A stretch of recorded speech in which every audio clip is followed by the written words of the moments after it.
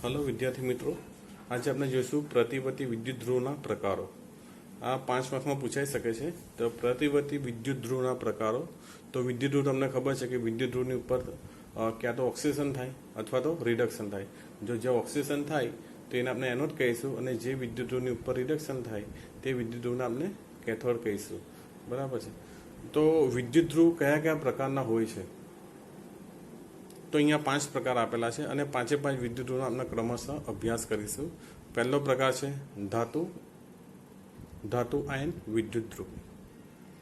Number 2 समरस विद्युत ध्रुव। समरस विद्युत ध्रुव एटले शुं? एटले के एमां के भाई विद्युत ध्रुव जे छे एमां मर्क्युरीनो समावेश थयेलो होय छे। नंबर 3 वायु विद्युत ध्रुव। वायु विद्युत ध्रुवमां रासायनिक प्रक्रिया साथे वायु संकळायेलो होय छे। नंबर 4 धातु अद्राव्य क्षार विद्युत ध्रुव, એટલે કે આ પ્રકારના વિદ્યુત ધ્રુવમાં જે તે ધાતુનો અદ્રાવ્ય ક્ષાર એટલે શું કે પાણીમાં દ્રાવ્ય ન હોય તેવો ક્ષાર। નંબર 5 ઓક્સિડેશન રિડક્શન વિદ્યુત ધ્રુવ। આ પ્રકારના વિદ્યુત ધ્રુવમાં જે વિદ્યુત ધ્રુવ જે છે વિદ્યુત ધ્રુવ તરીકે પ્લેટિનમ ધાતુ અથવા ગોલ્ડની નિષ્ક્રિય ધાતુ હોય છે, તે એક જ પ્રકારની તે અલગ અલગ ઓક્સિડેશન સ્થિતિ ધરાવતા દ્રાવણના સંસર્ગમાં હોય છે। એટલે ટૂંકમાં અહીંયા વિદ્યુત વિભાજ્ય બે હોય છે, બે વિદ્યુત વિભાજ્યના દ્રાવણના સંસર્ગમાં હોય છે, દરેક અને વિદ્યુત વિભાજ્યની ઓક્સિડેશન અવસ્થા અલગ અલગ હોય છે, જે તમને આગળ જતા સમજ પડી જશે। તો આપણે પ્રતિવર્તી વિદ્યુત ધ્રુવનો પહેલો પ્રકાર જોઈશું, धातु आयन विद्युत ध्रुव। तो पहला અહીંયા ફોકસ કરીએ, બીકરની અંદર વાત કરીએ તો વિદ્યુત વિભાજ્યનું એક દ્રાવણ છે। धारो कि विद्युत विभाजन द्रावण तरीके कई पण होई सके, जेम के कोपर सल्फेटनु द्रावण, निकल सल्फेटनु द्रावण, कोपर क्लोराइडनु द्रावण, एल्युमिनियम क्लोराइडनु द्रावण, अने तेमां जो धातुनी पट्टी डुबाडेली होय तो आ प्रमाणे एक अर्धकोष बनशे। बराबर है। आ Mn+ शुं छे? Mn+ ए बतावे छे के द्रावणनी अंदर जे धातु जे छे ए आयन तरीके रहेला छे। बराबर है। અને એ ધાતુ આયનના દ્રાવણની અંદર એ મેટલની પટ્ટી ડૂબાડેલી છે, તો આપણે આને કહીશું એક અર્ધકોષ। અહીંયા તમે જુઓ ધાતુ અને શું છે ધાતુ આયન, આ ધાતુ અને આ છે ધાતુ આયન વિદ્યુત ધ્રુવો। હવે આ જે અર્ધકોષ છે એનું સાંકેતિક નિરૂપણ આ મુજબ છે, M-Mn+, એટલે કે મેટલ Mn+ ના દ્રાવણમાં રહેલી છે। आ विद्युत ध्रुवनी ऊपर ऑक्सीजन प्रक्रिया पण थई सके अने रिडक्शन प्रक्रिया पण थई सकते। जो तमे अहींया जुओ आ द्रावणमांना जे धातु आयन जे छे Mn+ ए n जेटला इलेक्ट्रॉन मेळवशे अने धातुमां रूपांतर पामशे। बराबर छे। तो आ थई आ दिशामां रिएक्शन, पुरोगामी दिशामां रिएक्शन, अने आ दिशामां पण रिएक्शन थई सके। बराबर छे। आ पुरोगामी अने आ प्रतिगामी। जो आ धातु आयननी ऊपर ऑक्सिडेशन थवानुं होय तो आ प्रतिगामी दिशामां रिएक्शन थशे, अने जो आ धातु आयन जो आ विद्युत ध्रुव पर रिडक्शन थवानुं होय तो आ प्रक्रिया पुरोगामी दिशामां थशे। बराबर छे। એટલે બંને નક્કી થશે, બંને પ્રક્રિયા થઈ શકે, રિડક્શન પણ થઈ શકે અને ઓક્સિડેશન થઈ શકે। હવે એ રિડક્શન ક્યાં થશે અને ઓક્સિડેશન ક્યાં થશે એ તમને પાછળથી સમજાવીશ। ઓકે। હવે આનું એક એક્ઝામ્પલ તમને બતાવું। એક્ઝામ્પલ તરીકે આ દ્રાવણની અંદર Zinc+2 નું દ્રાવણ છે, એટલે કે જેને ઝિંક સલ્ફેટનું દ્રાવણ અથવા તો ઝિંક ક્લોરાઇડનું દ્રાવણ। બરાબર છે। એની અંદર જો ઝિંકની પટ્ટી ડુબાડવામાં આવે તો આ બંને પ્રક્રિયા થઈ શકે। આ દિશામાં રિડક્શન છે અને આ દિશામાં ઓક્સિડેશન છે। બરાબર છે। તો Zn+2 જે છે એ 2 ઇલેક્ટ્રોન મેળવશે અને ઝિંક બનશે, એને રિડક્શન કહેવાય। એમ કે +2 માંથી જો 0 થાય, 2 માંથી 0 થાય, પહેલા 2 હતું અને હવે 0 થઈ ગયું, તો શું થયું? ઓક્સિડેશન નંબરમાં ઘટાડો થયો। ઓક્સિડેશન નંબરમાં ઘટાડો થાય એટલે આપણે કહીશું રિડક્શન પ્રક્રિયા। તે જ પ્રમાણે જો ઓક્સિડેશન પ્રક્રિયા થવાની હોય આ વિદ્યુત ધ્રુવની ઉપર, તો તમે જુઓ આ દિશામાં રિએક્શન જુઓ, હું આને લૂછી નાખું। જો ઓક્સિજન થવાનું હોય ને તો આ દિશામાં રિએક્શન થાય। ઓકે। ઝિંકમાંથી Zinc+2 માં રિએક્શન થાય, Zinc+2 થાય। तो अँ पहला तो कोईपण मेटल हो तो ऑक्सीजन नंबर 0 गणवामां आवे। तो एनो ऑक्सीजन नंबर केटलो छे? अहींया 0। 0 मांथी जो +2 थाय, 0 मांथी ઓક્સિજન નંબર વધીને +2 થયો, માટે આપણે એને કહીશું ઓક્સિડેશન પ્રક્રિયા. બરાબર છે. હવે આગળ વાત કરીએ તો આ જે વિદ્યુત ધ્રુવ છે, આ જે અર્ધકોષ જે છે એનો વોલ્ટેજ કેટલો, એનો ઈએમએફ કેટલો, તો એનો ઈએમએફ નીચે મુજબ છે. તો આપણે અહીંયા જુઓ Mn plus dash M is equal to E0 Mn plus dash M minus RT by NF ln activity of, અહીંયા જુઓ આ નિપજને પહેલા ઉપર લખવાની. આપણે આ સમીકરણના આધારે ઇક્વેશન લખું છું, આ સમીકરણના આધારે ઇક્વેશન લખું છું. ln એક્ટિવેશન ઓફ m અને છેદમાં નિપજ એક્ટિવેશન ઓફ Mn પ્લસ. બરાબર છે. હવે જુઓ આ બંનેમાં શું ફરક છે, આ E છે અને આ E0 છે. બરાબર છે. આ E0 શું બતાવે છે કે પ્રમાણિત સ્થિતિ એટલે શું કે જ્યારે આ કોષ 25 ડિગ્રી સેન્ટીગ્રેડ તાપમાન હોય અને દ્રાવણની સાંદ્રતા 1 મોલર હોય, અને દ્રાવણની સાંદ્રતા કેટલી હોય 1 મોલર હોય, તો આ કોષને પ્રમાણિત કોષ કહેવામાં આવે અને એનો પોટેન્શિયલ આપેલો હોય. બરાબર છે. જો કોષની સાંદ્રતા 1 મોલર ન હોય, આજુબાજુનું તાપમાન, આજે તાપમાન જે છે 25 ડિગ્રી સેન્ટીગ્રેડ ન હોય, તો આ કોષનો પોટેન્શિયલ અપ્રમાણિત પોટેન્શિયલ કહેવાય છે. બરાબર છે. અને તે પ્રમાણિત પોટેન્શિયલ સાથે આ મુજબ સંબંધ ધરાવે છે. અપ્રમાણિત પોટેન્શિયલ ઇઝ ઇક્વલ ટુ પ્રમાણિત potential minus RT by NF ln activity of metal and upon activity of Mn plus, એટલે કે દ્રાવણની સાંદ્રતા. હવે કોઈ પણ મેટલ આયન જે છે એની એક્ટિવિટી 1 ગણવામાં આવે. બરાબર છે. તો આ થઈ જશે 1 અને એ આ મુજબ આવશે.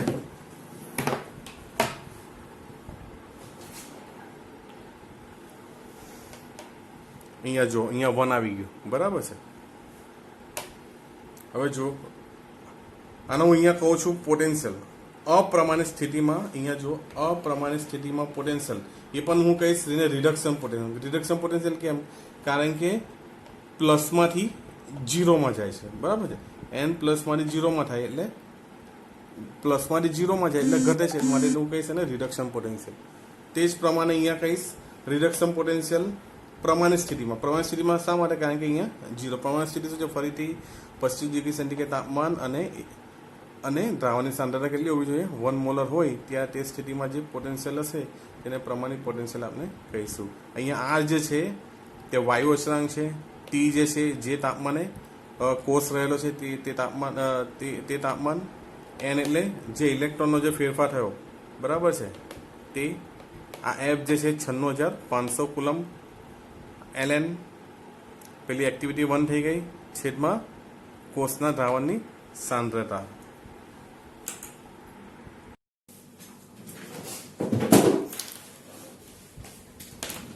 હવે પ્રતિવર્તી વિદ્યુત ધ્રુવનો બીજો પ્રકાર સમરસ વિદ્યુત ધ્રુવો. પહેલો પ્રકાર આપણે જોયો હતો ધાતુ વિદ્યુત ધ્રુવ. હવે સમરસ વિદ્યુત ધ્રુવ તમે જુઓ છો કે તમને મન થયું કે ભાઈ મારે તો ભાઈ સોડિયમનો અર્ધકોષ બનાવવો છે, પોટેશિયમનો અર્ધકોષ બનાવવો છે, કેલ્શિયમનો અર્ધકોષ બનાવવો છે, લિથિયમનો અર્ધકોષ બનાવવો છે. તો તમને દરેકને ખબર છે કે સોડિયમ ધાતુ જો પાણીમાં નાખવામાં આવે તો ધડાકા થાય, તો સોડિયમનો અર્ધકોષ બની શકે નહીં. બરાબર છે. પોટેશિયમ પાણી સાથે એકદમ હાઈલી રિએક્શન આપે. કેલ્શિયમ છે, સિઝિયમ છે, રૂબિડિયમ છે, લિથિયમ છે, આ બધી ધાતુઓ જે છે એ પાણી સાથે ઉગ્ર પ્રક્રિયા આપે છે અને વિસ્ફોટ કરે છે. માટે તેના ધાતુ આયન વિદ્યુત ધ્રુવ બનાવી શકાતા નથી. પરંતુ હા, તમારી ઈચ્છા છે કે મારે સોડિયમનો અર્ધકોષ બનાવવો જ છે, તો એક વસ્તુ થઈ શકે. આમાં જે તમને મર્ક્યુરી ધાતુ જે દેખાય છે, બરાબર છે, આ જે મર્ક્યુરી ધાતુ જે છે એ મર્ક્યુરી ધાતુમાં તમારે જે ધાતુનો વિદ્યુત ધ્રુવ બનાવવો છે તેને તમારે ડિઝોલ્વ કરી નાખવાની. ધારો કે મારે સોડિયમ ધાતુને વિદ્યુત ધ્રુવ બનાવવો છે, તો આ મર્ક્યુરીમાં મારે સોડિયમ ધાતુ ડિઝોલ્વ કરી નાખવાની, એટલે આ ભાગ તૈયાર થઈ ગયો. ઓકે, તો આ કેવી રીતે લખાશે? સોડિયમ Hg એટલે મર્ક્યુરી. તો સોડિયમ ધાતુને મર્ક્યુરીમાં ડિઝોલ્વ કરવામાં આવે. ઓકે, પછી આ જે સ્લેશ, આ છે સોડિયમ મર્ક્યુરી, આટલો ભાગ જે દેખાય છે ને ચેક્સ વાળો શું છે? Sodium mercury. પછી એના ઉપર તમારે જે તે ધાતુ છે તેનું દ્રાવણ લેવાનું. જેમ કે સોડિયમ હોય તો તમારે અહીંયા લેવાનું સોડિયમ સલ્ફેટ કે સોડિયમ ક્લોરાઇડ કે સોડિયમ નાઇટ્રેટ કે નાઇટ્રેટ, તમે કંઈ પણ લઈ શકો. મતલબમાં અંદર Na+ હોવો જોઈએ. હવે તમારી ઈચ્છા છે કે મારે પોટેશિયમનો સમરસ વિદ્યુત ધ્રુવ બનાવવો છે, તો પોટેશિયમ ધાતુને આ મર્ક્યુરીમાં ડિઝોલ્વ કરી નાખવાની, એટલે આ ભાગ રેડી થઈ ગયો. KHG. પછી એની અંદર તમારે ધાતુ આયન કયું લેવાનું? દ્રાવણ. KCl લઈ શકો છો, પોટેશિયમ સલ્ફેટ લઈ શકો છો, પોટેશિયમ નાઇટ્રેટ લઈ શકો, નાઇટ્રેટ લઈ શકો, કંઈ પણ લઈ શકો. મતલબમાં પોટેશિયમ K+ અંદર હોવો જોઈએ. બરાબર છે. અને આ બાહ્ય પરિપથ માટે એક પ્લેટિનમનો તાર બહાર કાઢેલો છે. ઓકે. હવે આ કોષનું સાંકેતિક નિરૂપણ આ મુજબ કરી શકાય છે કે ભાઈ MHG Mn+. કેટલીક ધાતુ એવી છે જે ખૂબ જ સક્રિય છે, જેમ કે સોડિયમ, પોટેશિયમ, કેલ્શિયમ, જે પાણી સાથે વિસ્ફોટ પ્રક્રિયા આપે છે. તેથી તેઓનો સીધો ઉપયોગ વિદ્યુત ધ્રુવ તરીકે થઈ શકતો નથી. હવે આ ધાતુઓની સક્રિયતા ઘટાડવા માટે તે ધાતુને મર્ક્યુરીમાં ઓગાળવામાં આવે છે અથવા તો ડિઝોલ્વ કરવામાં આવે છે અને સમરસ તૈયાર કરવામાં આવે છે આ મુજબ. બરાબર. હવે ધાતુઓના જે સમરસ જે છે, આ ધાતુના સમરસ જે છે તે મર્ક્યુરી કરતાં પણ વધારે સક્રિય છે. અને તે આ જે સમરસ જે છે, બરાબર, જે પેસ્ટ બને છે, જે સમરસ છે તે પણ શુદ્ધ ધાતુની જેમ વર્તે છે. અને આ વિદ્યુત ધ્રુવો પણ શું છે? પ્રતિવર્તી વિદ્યુત ધ્રુવોની જેમ વર્તતા હોવાથી તેના પર ઝડપથી સંતુલન સ્થપાય છે. તદુપરાંત તેમાં શુદ્ધ ધાતુમાં પણ જો અલ્પ પ્રમાણમાં અશુદ્ધિ આવેલી હોય તો પણ તે નિયમિત પરિણામો આપે છે. કારણ કે ધાતુના સમરસમાં અશુદ્ધિઓનું શું થાય છે? મંદન થતું હોવાથી સંતોષકારક અને પુનઃપ્રાપ્ય પરિણામો મળે છે. આથી ઘણી વખત સમરસ વિદ્યુત ધ્રુવો વાપરવામાં આવે છે. હવે જો આ કોષનો potential Mn+M is equal to E0 Mn+N -RT/NF ln activity of, આના અનુસંધાનમાં ઇક્વેશન લખો છે ભાઈ, આના અનુસંધાનમાં. બરાબર છે. આ નિપજને માટે ઉપર લખવાની અને આ જે છે, ઓકે, આ મુજબ છે. ઓકે. તો આ છે કયો પોટેન્શિયલ કહેવાય? Reduction potential. કારણ કે પ્લસમાંથી 0 એટલે ઘટે છે, એટલે આને શું કહેવાશે? Reduction potential.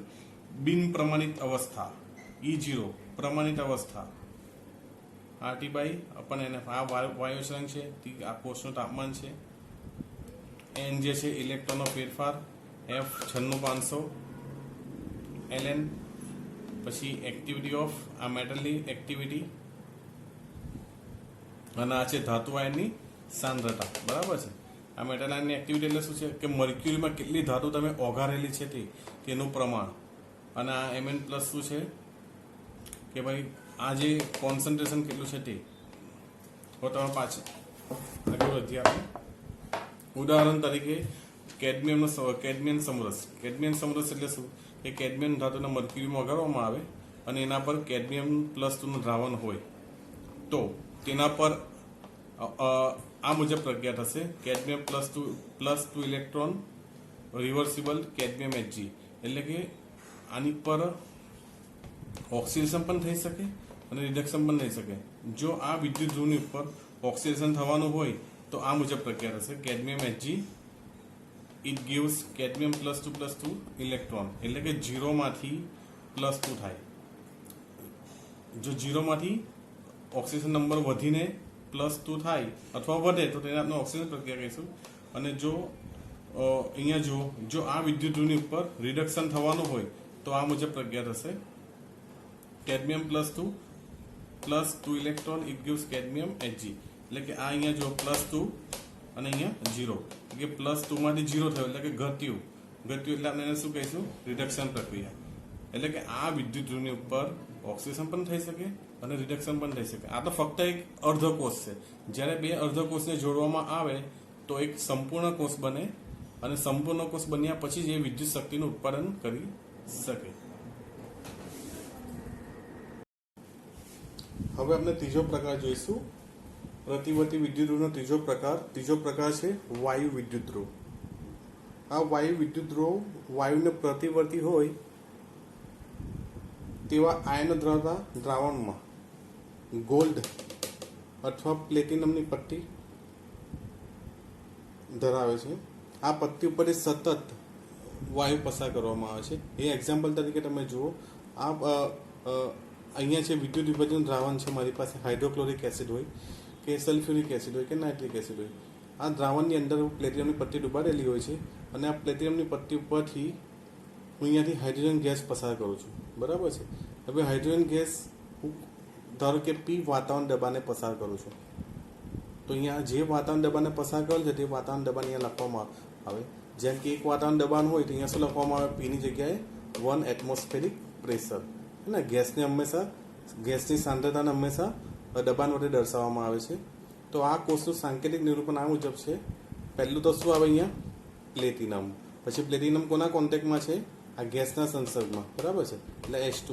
અને H2 જે છે કોના સંસર્ગમાં છે? આ દ્રાવણ જે છે હાઇડ્રોક્લોરિક એસિડ કે સલ્ફ્યુરિક કે નાઇટ્રિક એસિડ, બરાબર છે, તેના સંસર્ગમાં તેને અહીંયા લખવામાં આવે. જે ટૂંકમાં તમારે જે ગેસ હોય તેને પ્રતિવર્તી આયન તો અંદર દ્રાવણમાં હોવો જોઈએ. બરાબર. આ કોષમાં તેની રાસાયણિક પ્રક્રિયા નીચે મુજબ છે. જો કોષમાં ઓક્સિડેશન થવાનું હોય તો આ મુજબ થશે. આ જુઓ, 1/H2 it gives H++ electron, એટલે કે અહીંયા 0 ઓક્સિજન નંબર છે અને એમાં થઈ ગયું +1, તો આ દિશામાં રિએક્શન થાય. બરાબર. અને જો કોષમાં રિડક્શન થવાનું હોય તો આ દિશામાં રિએક્શન થશે.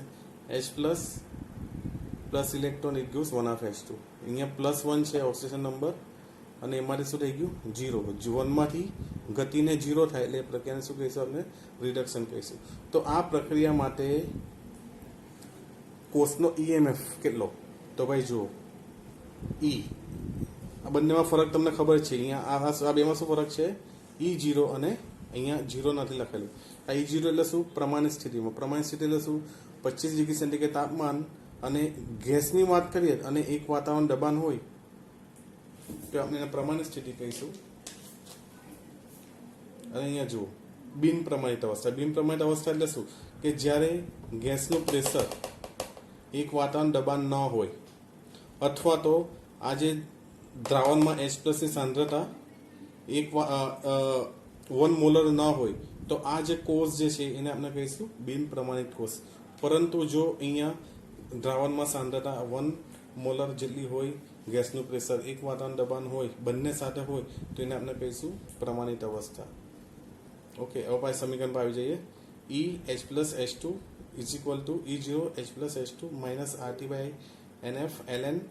આ સમીકરણના આધારે ગેસનું પ્રેશર કેટલું છે? pH2 1/2. આ જે 1/2 જે છે ને અહીંયા ઘાતાંકમાં દર્શાવવામાં 1/2 છેદમાં નિપજ એક્ટિવિટી ઓફ H+, એટલે કે આ દ્રાવણમાં H+ તમે કેટલું લીધું છે ભાઈ? 1 મોલર લીધું છે, 1.5 મોલર લીધું છે, 2 મોલર લીધું, જે હોય તે અહીંયા તમારે લખી લેવાનું. હવે બીજું એક્ઝામ્પલ છે મારી પાસે, ક્લોરીન. ધારો કે મારે હાઇડ્રોજનની જગ્યાએ મારે શું કરવું છે? ક્લોરીન ગેસ પાસ કરવો છે.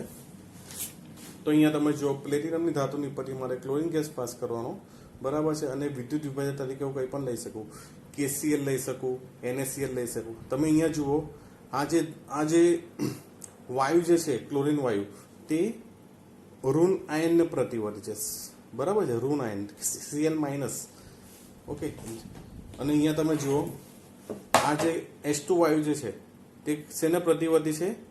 ધન આયનને પ્રતિવર્તી છે. બરાબર છે ને? આ ધન આયનને પ્રતિવર્તી છે અને આ જે Cl જે છે શું છે? ઋણ આયનને પ્રતિવર્તી છે. આ કોષને આ મુજબ પણ લખી શકો તમે. પ્લેટિનમ, ક્લોરીન ગેસ અને એ જે દ્રાવણ જે છે KCl નું દ્રાવણ. બરાબર છે. આ કોષમાંથી રાસાયણિક પ્રક્રિયા આ મુજબ છે. 1/2 Cl2 plus electron it gives Cl-. જુઓ, હવે આ પ્રક્રિયા તમે જુઓ. હવે તમે મને કહો કે આ દિશામાં જે પ્રક્રિયા જે છે તે ઓક્સિડેશન પ્રક્રિયા છે કે રિડક્શન પ્રક્રિયા છે?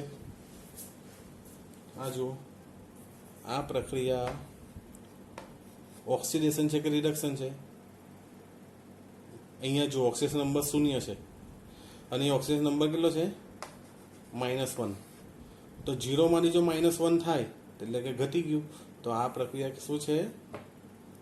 રિડક્શન પ્રક્રિયા. ટૂંકમાં ઇલેક્ટ્રોન ઉમેરાય ને તો એ દિશા કઈ કહેવાય? રિડક્શન પ્રક્રિયા. હવે આ જુઓ તમે, આ દિશામાં કે આ -1 માંથી અહીંયા શું થઈ ગયું? આ દિશામાં જો તો 0 થઈ ગયું, એટલે કે -1 માંથી વધીને 0 થયું. તો આ પ્રક્રિયાને આપણે શું કહે છે? આ દિશામાં ઓક્સિડેશન. અને આ કોષનો જે પોટેન્શિયલ જે છે કોના પર આધાર રાખશે? તો તમે જે ગેસ પસાર કરો છો તેના દબાણ પર આધાર રાખશે. તદુપરાંત જે દ્રાવણની સાંદ્રતા છે, સક્રિયતા છે, એના પર આધાર રાખશે. સક્રિયતા શું છે? સાંદ્રતા છે. એ સક્રિયતા અને સાંદ્રતા વચ્ચે સંબંધ છે હું તમને નેક્સ્ટમાં સમજાવીશ. હવે આપણે ચોથો પ્રકાર જોઈશું, ધાતુ અદ્રાવ્ય ક્ષાર વિદ્યુત ધ્રુવો. બરાબર છે. તો પહેલા તો આપણે એ જોઈએ કે અદ્રાવ્ય ક્ષાર અથવા તો અલ્પદ્રાવ્ય ક્ષાર એટલે શું. હું કેલ્શિયમ કાર્બોનેટની વાત કરું, જો કેલ્શિયમ કાર્બોનેટનો પાણીમાં ઓગાળો, તમને એમ લાગે કે ભાઈ કેલ્શિયમ કાર્બોનેટ પાણીમાં ઓગળતો નથી, પરંતુ એ કેલ્શિયમ કાર્બોનેટ અલ્પ પ્રમાણમાં પાણીમાં દ્રાવ્ય હોય છે.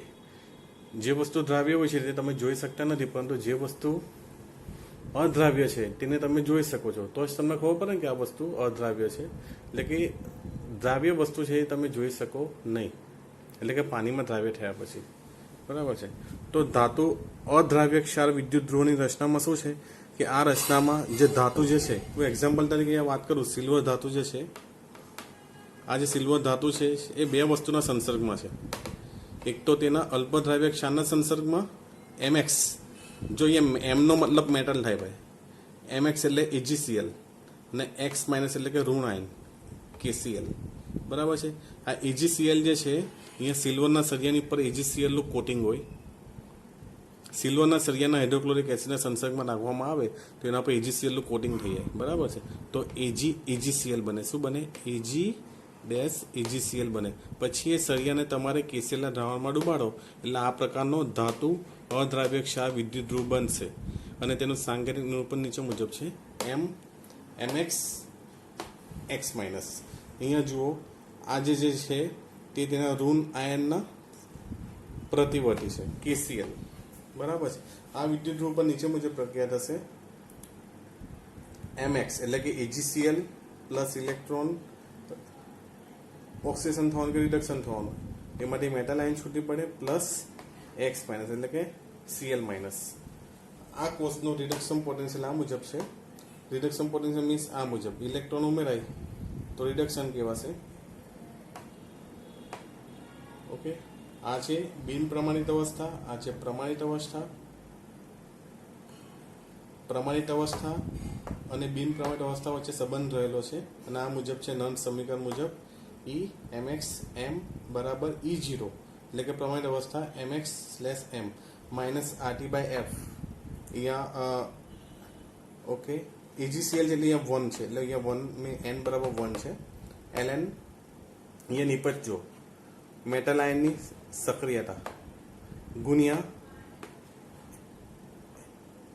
આ જે દ્રાવણ છે KClના દ્રાવણની સાંદ્રતા Cl માઇનસ ની સાંદ્રતા છેદમાં પ્રક્રિયક Mx. બરાબર છે. હવે આ કોઈ પણ વસ્તુ ઘન અવસ્થામાં હોય અને અથવા ધાતુ હોય તેનો જે એ જે છે સક્રિયતા 1 લેવામાં આવે છે. અહીંયા M ધાતુ છે માટે એની સક્રિયતા 1 લેવામાં આવે, Am = 1. અને Mx શું છે? અદ્રાવ્ય ક્ષાર. Mx ક્ષાર તો સોલિડ અવસ્થામાં હોય ને, અદ્રાવ્ય તે પણ અદ્રાવ્ય અવસ્થામાં, એટલે આ પણ શું છે? ઘન અવસ્થામાં છે એટલે એ પણ 1. ટૂંકમાં આ સમીકરણમાં આ Am અને Amx = 1. તો આ સમીકરણ ટૂંકમાં મુજબ લખાશે Mx M E0 Mx M minus RT/F ln Ax minus. Okay. અન્ય ઉદાહરણમાં પણ તમે લઈ શકો કે ભાઈ લેડ ધાતુ છે, લેડ ધાતુને સલ્ફ્યુરિક એસિડમાં મૂકી રાખું 2-3 કલાક માટે, એના પર લેડ સલ્ફેટનું કોટિંગ આવી જાય. બરાબર છે. પછી એ લેડ સલ્ફેટનું કોટિંગ આવી જાય. પછી વિદ્યુત ધ્રુવને હું કોઈ પણ સોલ્ટમાં મૂકી શકું, પોટેશિયમ સલ્ફેટના દ્રાવણમાં મૂકી શકું, સોડિયમ સલ્ફેટના દ્રાવણમાં મૂકી શકું, સલ્ફ્યુરિક એસિડના દ્રાવણમાં પણ મૂકી શકું, બરાબર છે. તો આ પ્રમાણે બનશે તમારો ચોથો પ્રકાર, ધાતુ અદ્રાવ્ય ક્ષાર વિદ્યુત ધ્રુવ. પ્રકાર 5 ઓક્સિડેશન રિડક્શન વિદ્યુત ધ્રુવ. હવે પહેલા જે આપણે 4 પ્રકાર જોયા, એ ચાર પ્રકારમાં જે વિદ્યુત વિભાજનનું દ્રાવણ હતું તેમાં જે આયન હતા, બરાબર છે, જે કેટાયન હતા કે એનાયન હતા, ફક્ત એક જ ઓક્સિજન સ્થિતિમાં હતા, બરાબર છે. અહીંયા ફરક શું છે કે ધારો કે પ્લેટિનમ ધાતુ જે છે તે બે જુદી જુદી ઓક્સિડેશન અવસ્થા ધરાવતી ધાતુના સંસર્ગમાં છે, બરાબર છે. આ પ્લેટિનમ ધાતુ જે છે બે જુદી જુદી ઓક્સિડેશન અવસ્થા ધરાવતા એક જ દ્રાવણના સંસર્ગમાં છે. જેમ કે આ દ્રાવણની અંદર ફેરિક ક્લોરાઇડ પણ છે અને આ દ્રાવણની અંદર ફેરસ ક્લોરાઇડ પણ છે અને ફેરિક ક્લોરાઇડ પણ છે. આ ફેરસ ક્લોરાઇડમાં Fe ઓક્સિડેશન અવસ્થા કેટલી છે? +2 અને ફેરિક ક્લોરાઇડમાં Fe ઓક્સિડેશન અવસ્થા છે +3. આ બંને ઓક્સિજન અવસ્થા ધરાવતા દ્રાવણના સંસર્ગમાં પ્લેટિનમ ધાતુ રહેલી છે. માટે આ વિદ્યુત ધ્રુવને ઓક્સિડેશન રિડક્શન વિદ્યુત ધ્રુવ કહેવામાં આવે છે, બરાબર ને. જો આ પ્રમાણે હોય, આ પ્લેટિનમની જગ્યાએ Fe નો સળિયો હોય, લોખંડનો સળિયો હોય અને અહીંયા ફક્ત Fe+3 નું દ્રાવણ હોય તો એ પ્રકાર 1 થઈ જાય, અથવા Fe+2 નું દ્રાવણ હોય તો પણ પ્રકાર 1 થઈ જાય. ઓકે, પરંતુ અહીંયા શું છે, પ્લેટિનમની નિષ્ક્રિય ધાતુ છે અને પ્લેટિનમની નિષ્ક્રિય ધાતુ જે છે તે બે જુદી જુદી ઓક્સિજન અવસ્થા ધરાવતી એક જ ધાતુના સંસર્ગમાં છે. માટે એને કહીશું આપણે ઓક્સિજન રિડક્શન વિદ્યુત ધ્રુવ. અહીંયા જુઓ, અને આ કોષમાંથી રાસાયણિક પ્રક્રિયા આ મુજબ છે. આ એક ઓક્સિજન અવસ્થા ધરાવતી સ્થિતિમાં એ જો ઇલેક્ટ્રોન મેળવે તો બીજી ઓક્સિજન અવસ્થા ધરાવતી સ્થિતિમાં એ ફેરવાય. આ કોષનું પોટેન્શિયલ બિન પ્રમાણિત અવસ્થામાં જે હોય તે એ પ્રમાણિત અવસ્થા સાથે સંબંધ ધરાવે છે નન્સ સમીકરણ મુજબ.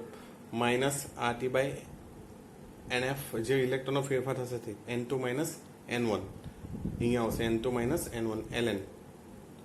એક્ટિવિટી ઓફ પહેલી ઓક્સિડેશન અવસ્થાની સાંદ્રતા અને બીજી ઓક્સિડેશન અવસ્થાની સાંદ્રતા, એટલે કે ફેરસ ક્લોરાઇડના દ્રાવણની કોન્સન્ટ્રેશન અને ફેરિક ક્લોરાઇડના દ્રાવણનું કોન્સન્ટ્રેશન.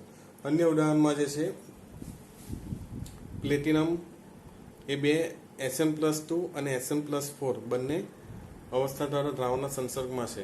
માટે આપણે એને કહીશું ઓક્સિડેશન રિડક્શન વિદ્યુત ધ્રુવ. તે જ પ્રમાણે આ પ્લેટિનમ જે છે પોટેશિયમ ફેરોસાયનાઇડ અને પોટેશિયમ ફેરીસાયનાઇડ બંને ઓક્સિડેશન અવસ્થા દ્વારા સ્થિતિના દ્રાવણના સંસર્ગમાં છે. તે જ પ્રમાણે પ્લેટિનમ ધાતુ જે છે સેરિક અને સેરસ બંને ઓક્સિજન અવસ્થા ધરાવતા દ્રાવણના સંસર્ગમાં હોય તો આ વિદ્યુત ધ્રુવને આપણે પ્રકાર 5 કહીશું. આ પ્રકાર 5ના ઉદાહરણ છે. તો આપણે અહીંયા જોયા, તમે 5 પ્રકાર જોયા: ધાતુ આયન વિદ્યુત ધ્રુવ, સમરસ વિદ્યુત ધ્રુવ, પછી વાયુ વિદ્યુત ધ્રુવ તમે જોયા, ધાતુ અલ્પદ્રાવ્ય ક્ષાર વિદ્યુત ધ્રુવ જોયા, અને 5મો પ્રકાર તમે જોયો ઓક્સિડેશન રિડક્શન વિદ્યુત ધ્રુવ.